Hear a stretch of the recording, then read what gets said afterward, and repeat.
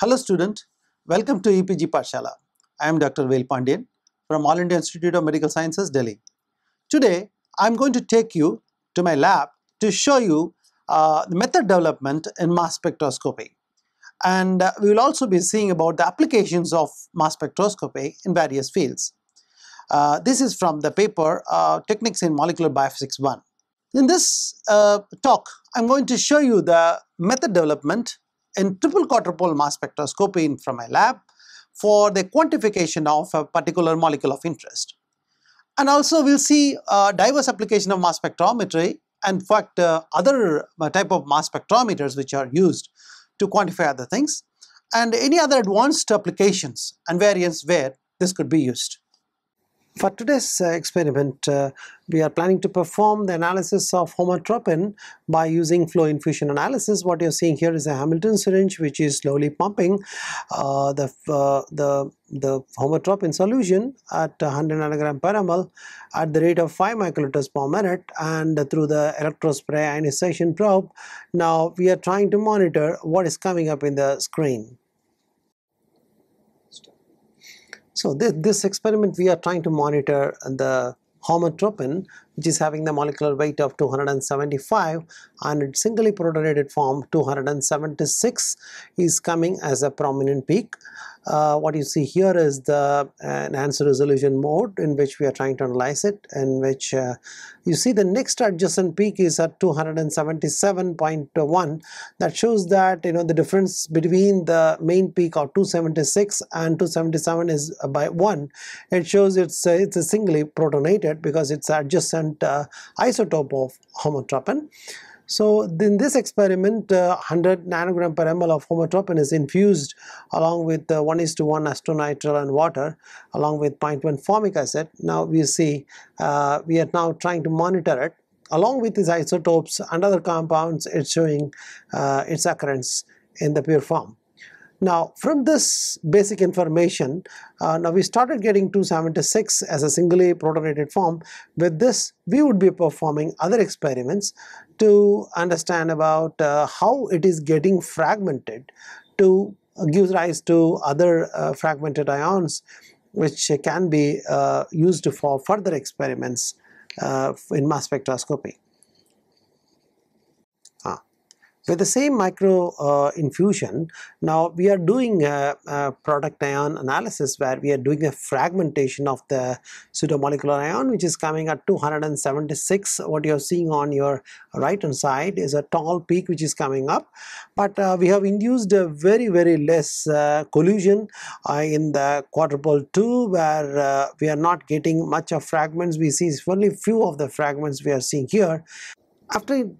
After infusing the same, now we have increased the collision more. Now we started getting many fragments which are coming up. The prominent fragments, what you could see here, are now the levels are rising up. So it is warranting to increase further the collision energy so that we can get a distinct peaks. Now further increase, now that's beautiful. When you try to increase it beyond, a little more, what you see that the parent ion peak that is coming at 276 is going low, and the fragment peaks of 142, 93 and 124.1 are increasing.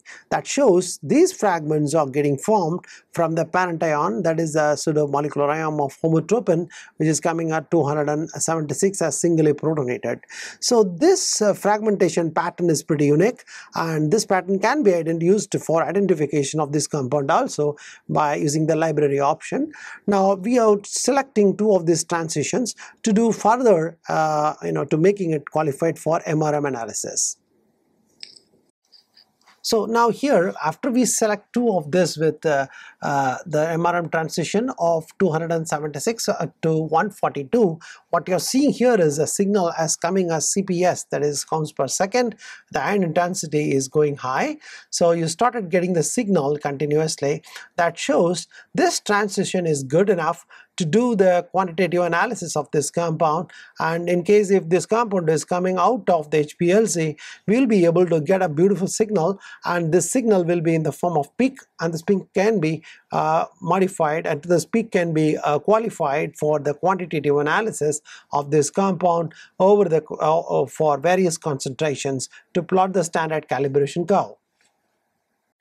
Now, after making this transition, when we are running it through HPLC, through the column, the compound is being separated out nicely, and what you see here is an analytical peak, and analytical peak coming this side, and there are two rows you are seeing here. The one at the top is the total ion chromatogram, which shows completely all the peaks which are coming inside, whereas clearly this 2 and 3 are extracted peaks showing. The second one is showing the internal standard, which is coming in the front, and the last one, the third row, is showing the analytical peak, which is getting separated very well. So this analytical peak is pretty away from the internal standard peak, and it's well resolved, and it's quite good. There's only one peak available, and that's a gold standard, which is used for the analysis of this by using LC-MS.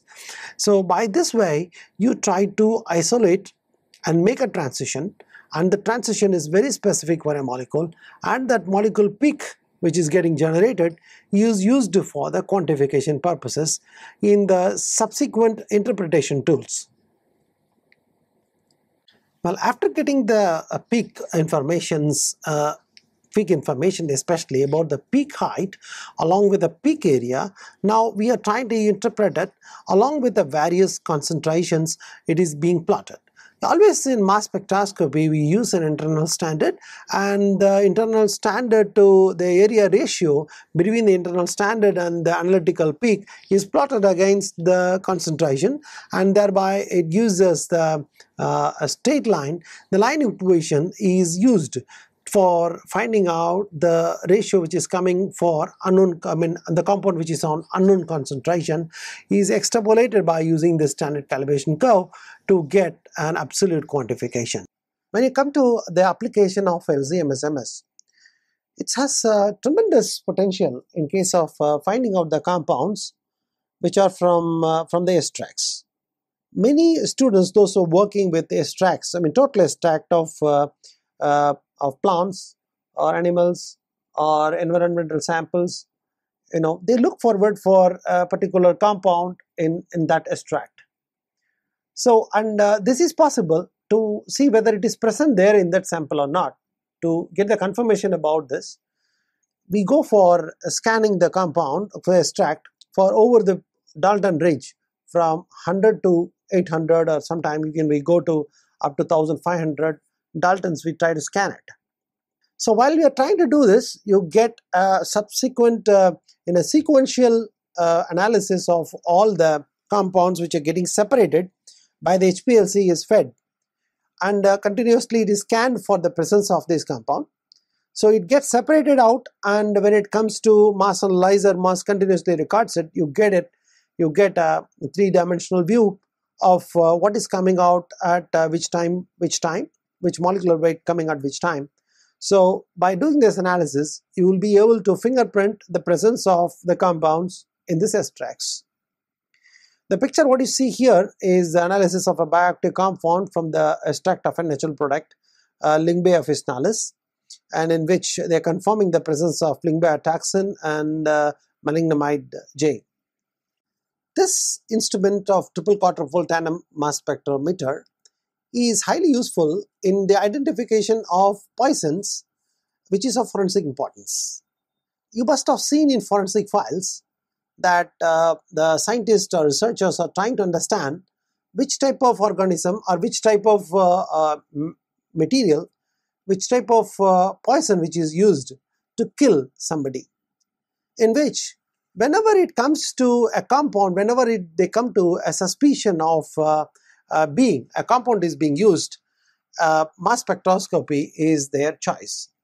What you see here is about 24 compounds of forensic importance being run in a single from a sample, but in a single run, they were trying to run from a sample. This must be a small amount of blood, a drop of blood, or a small pinch of tissue is enough to do the analysis for such a array of poisons. This gives the confirmation about the presence of that particular compound or its metabolite in the blood or a tissue, which can be used for forensic examinations or forensic importance. In this slide, what you see is quantification of a compound from Goa Java extracts using single ion monitoring mode. As I already told you, there are some compounds, they have a problem structurally. They won't undergo a proper fragmentation pattern in mass analysis. For this kind of problem, we try to look for single ion monitoring. What you see here is quercetin is getting analyzed from the Goa Java extracts for using single ion monitoring. There is a well separated peak which is showing that it is coming out, and along with the concentration it is increasing up. So this can be used to analyze the natural products, the presence of bioactive compounds in natural products. Let me tell you how good is this technique to analyze compounds from samples which are less than that of a drop of tear. What you see here is, you'll be surprised to know that human tear do have some lipids. What you see here is, from a drop of tear, how many type of lipid species being analyzed by using this method. What you see here is a type of lipids which are achieved at different subspecies of lipids, like especially phosphatidylcholine. You see the type of subspecies being analyzed from a drop of tear. If that much amount of sample is adequate to run this mass spectroscopy successfully for the quantification of the molecule of interest. Now let's see the another application of Tandem mass spectroscopy. All of you must be knowing about the presence of pesticides in food and water. It is of concern because the presence of pesticides, extensively pesticides are used to control the pests in vegetables and stored grains, etc. Therefore, pesticides being contaminated with the daily source of food is unavoidable. But we expect that it should be under control. So this picture which shows that the type of pesticides which can be analyzed, there are several varieties of pesticides that can be analyzed in a single run. So this is useful for environmentalists to understand the impact of these remnant pesticides in food and water. So here the whole vegetables or fruit samples are extracted with water and acetonitrile, and it is evaporated under reduced pressure. The residue is dissolved in acetonitrile and it is subjected for analysis and LC-MS. So what you see is a clear-cut indication of the type of pesticides which are being detected in various vegetables, which has been reported in the literature. Previously we have seen a drop of tear is enough for us to understand and analyze the lipids which are present in the tears. But now I will tell you another important domain where it is extensively used. Of course, this is inborn errors in metabolism. Newborns born with some sort of a metabolic problems can be analyzed by using this mass spectroscopy. Newborn testing by mass spectroscopy, which requires a very small amount of blood or urine, is usually taken from the newborn within first 1 to 2 postnatal days, and it is absorbed on a piece of filter paper. And from the filter paper, the sample is eluted and it's subjected for analysis. So this explains about the presence of medium chain acyl-CoA dehydrogenase deficiency, methylmalonic aciduria, galactosemia, ornithine transcarbamylase deficiency, etc. Phenylketonuria is characterized by a dramatic increase in phenylalanine phenylalanine as compared to other amino acids. So normal, what you see in this picture is a normal sample in the top, and the kid which is having phenylketonuria, what you see is in the bottom, where the phenylalanine concentration is very high, which is coming somewhere around 220 AMU. So here you see a panel of disorders, especially amino acid disorders, urea cycle disorders, organic acid disorders, fatty acid oxidation disorders. There is an array of disorders. They are inborn, newborn babies are screened for these disorders by using mass spectroscopy, and there's a whole lot of problems can be sorted out or can be revealed by using this inborn screening. Next area of the application of mass spectrometry is in analyzing herbicides in drinking water. As you know that in agriculture, and much of herbicides are being used as weed killers. So these weedicides, which are of importance because they are quaternary ammonium compounds, they stay in the environment for a longer duration, and they are bioactive compounds which would be of interest for environmentalists. So the mass spectrometer, you'll be able to quantify this in a single run. One will be able to quantify different herbicides together, like paraquat, diquat, and several other compounds can be identified and quantified in a single run. This picture shows the type of pesticide analysis which can be carried out by triple quadrupole mass spectrometer. You can run several, almost hundreds of pesticides can be screened for its presence, as well as their quantification can be done by using the single method. Of course, for this, the method need to be optimized. Through HPLC, you try to get the separation done, a clean separation done for individual peak. And here one has to work well on the column chemistry, so that then they should ensure that the one peak is not oversiding or overlaying on the other one. Thereby, you're not indulging in causing ion suppression or ion enhancement in mass spectroscopy, so that individually they can be quantified accurately. This picture shows the pesticide analysis from blood sample. You see the number of peaks which are eluting out, and over the period of 16 minutes, you are able to identify several peaks in its retention time.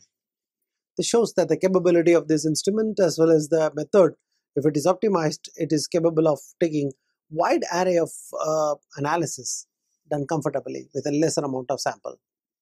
Finally, that I would like to tell you a more interesting thing about this instrument. This mass instrument was also used in Mars rover, where when NASA was trying to explore Martian surface for the presence of compounds.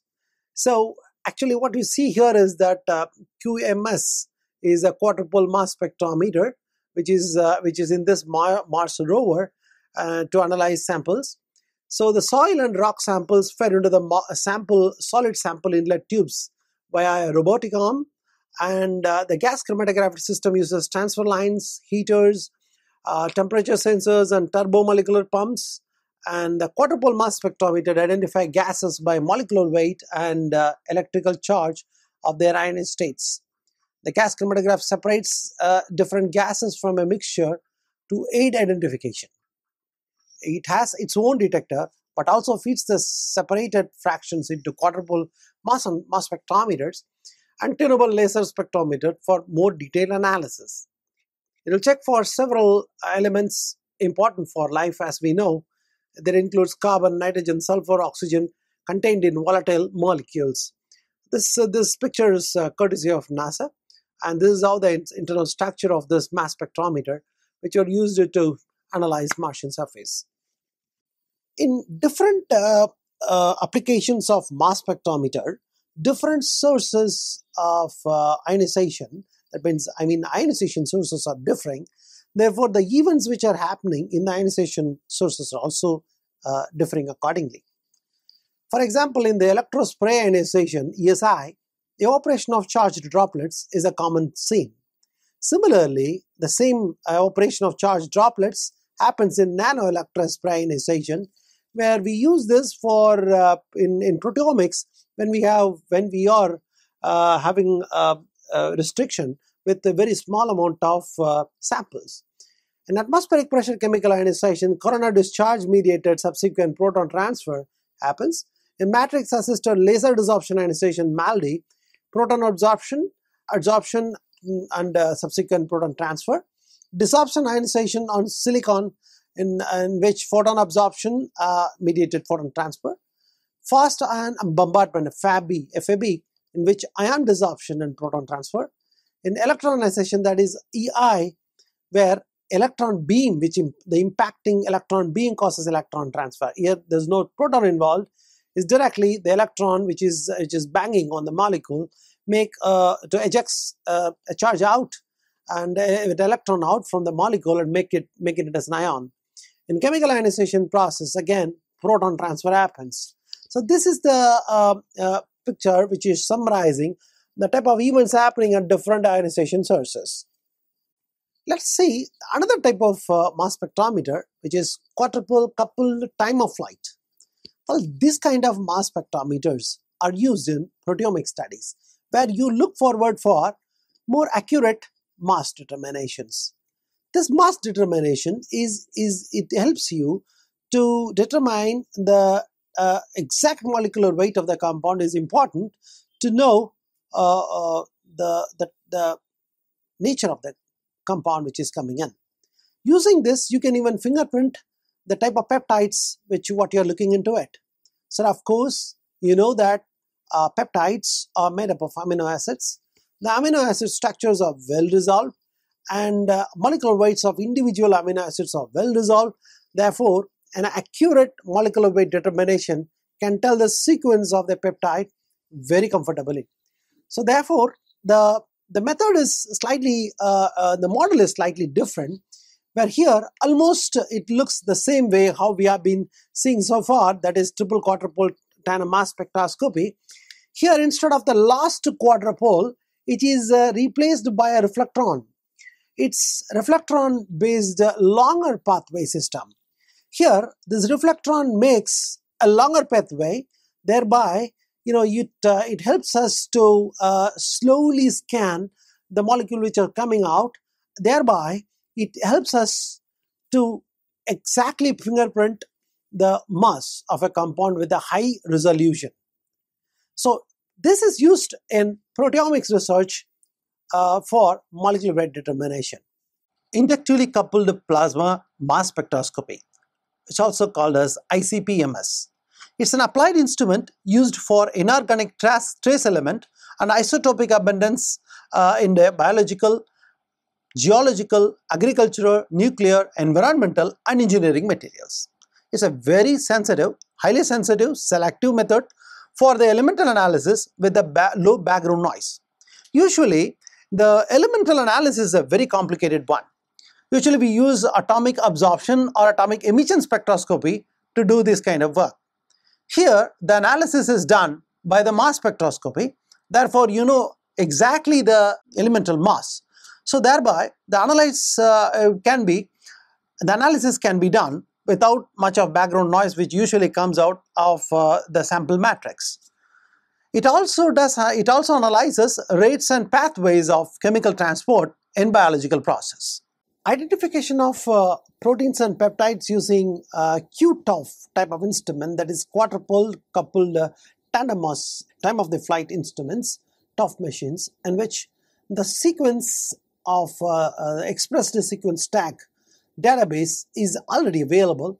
And when you do a protein digest database, especially when you do a tryptic digestion, after that you get a protein digest database. With this, you try to identify the original configuration of the protein. The sample is taken, where protein extraction and purification is done either by gel electrophoresis, predominantly by using 2D gel electrophoresis.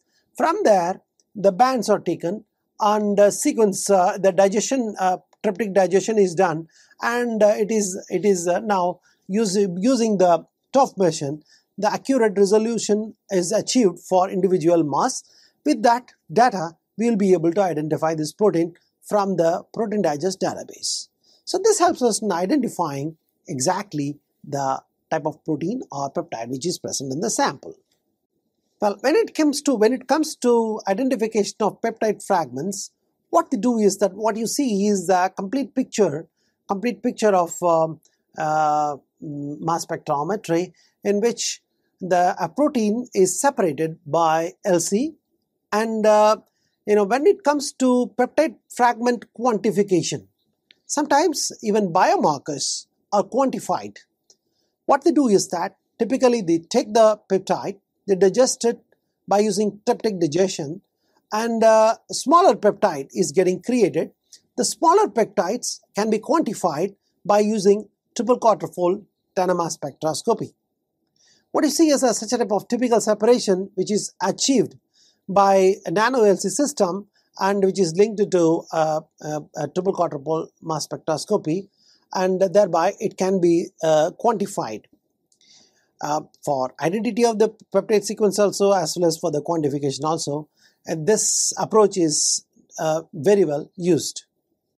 While we were discussing type of applications and the type of mass spectrometers, next what we are going to say is that matrix assisted laser desorption ionization mass spectroscopy. Of course, this is one of the mass spectrometry which was first developed for its application in proteomics, which is a very one of the significant achievement in mass spectrometry.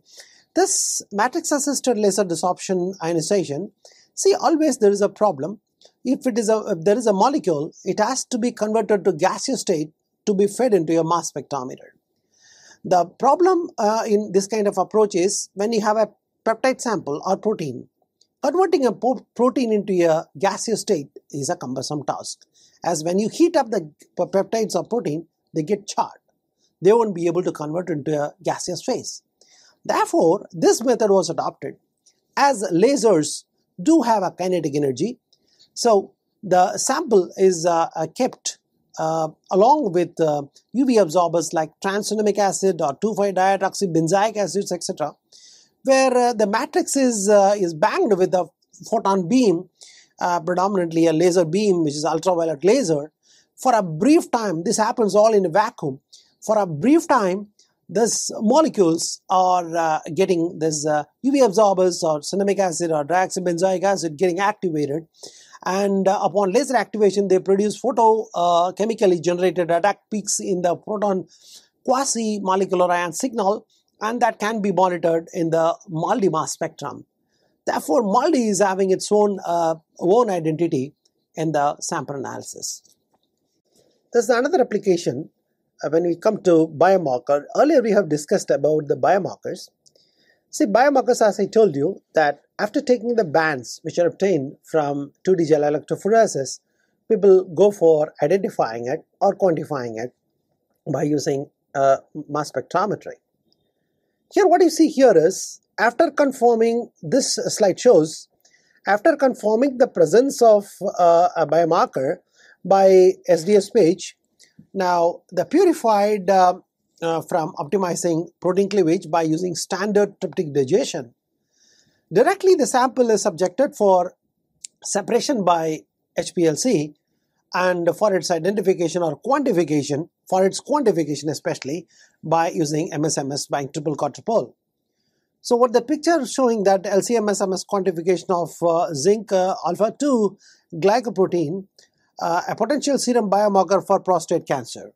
So cancer biomarkers can be quantified by using triple quadrupole mass spectrometer by using this process. Let me explain you about working principle of ICP-MS. ICP-MS is another important application for mass spectroscopy, especially when it comes as an hybrid. So here, and the ICP is uses an excitation source that desolvates and evaporates, excites and ionizes atoms at a radio frequency of 1 to 5 kilowatt at 27 to 41 megahertz. It produces the radio frequency induction coil produces a flame. It's called what we call as plasma. So the inductively coupled plasma, because it happens and in which very high temperature is reached, the elements which are whatever we are trying to analyze, usually it is in the salt form or it is in the biological form. It is complex with biometrics. Unless otherwise you free and you make it available, an atom available in a free form, you won't be able to quantify. This is a basic fundamental of atomic absorption spectroscopy or atomic emission spectroscopy.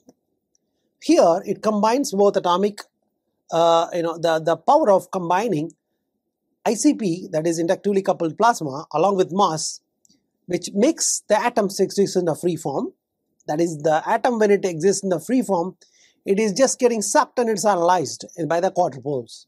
So together we get a precise analysis of elements. Why do we prefer tryptic digestion in mass spectroscopy? So there are several proteolytic enzymes. Then why people prefer tryptic digestion is because of these reasons. The majority of the peptides produced by tryptic digestion are between 7 to 20 amino acids in length. It cuts effectively and specifically after lysine and arginine, which produces peptides with basic C terminus, gives a good fragmentation series. Relatively, it is inexpensive as compared to other proteases. Can be modified so that it doesn't produce many peptides due to self-digestion. This is one of the big problems. Lysine residues are reductively methylated, which renders them protease resistant. Therefore, these are all the conditions which makes tryptic digestion much favored as compared to other proteolytic enzymes. Well, like triple quadrupole mass spectrometers, we have another one variant available in this class, that is Entrapped mass spectrometer, in which the last quadrupole, almost rest of the things are same, the last quadrupole is replaced with another specially designed a discoid instrument, which we call as the ion trap. In this trap, the convex surfaces, between these convex surfaces, suitable RF and DC fields are being applied to store and slowly eject the ions to get a field which to get MS, that is MS to the power n. This high sensitivity in full scan mass, but low analytical sensitivity is observed in this kind of mass spectrometers. Therefore, hybrid triple quad systems are in market to handle to get more sensitivity in analysis. But this kind of instruments are also available in the commercial market. Fourier transform ion cyclotron resonant mass spectroscopy. Here, this mission is for its advantage. It has a very high mass resolution. Here the electrospray, what you see here, the electrospray through which the molecule is getting ionized, and it is focused by the quadrupoles towards the ion trap function. But the function here is ion trap is slightly different. It uses a magnetic field for trapping the time-dependent mass spectrum. The relationship between the ion mass by charge and its rotational frequency is defined by this equation. Mass by charge is equal to B by 2Fe.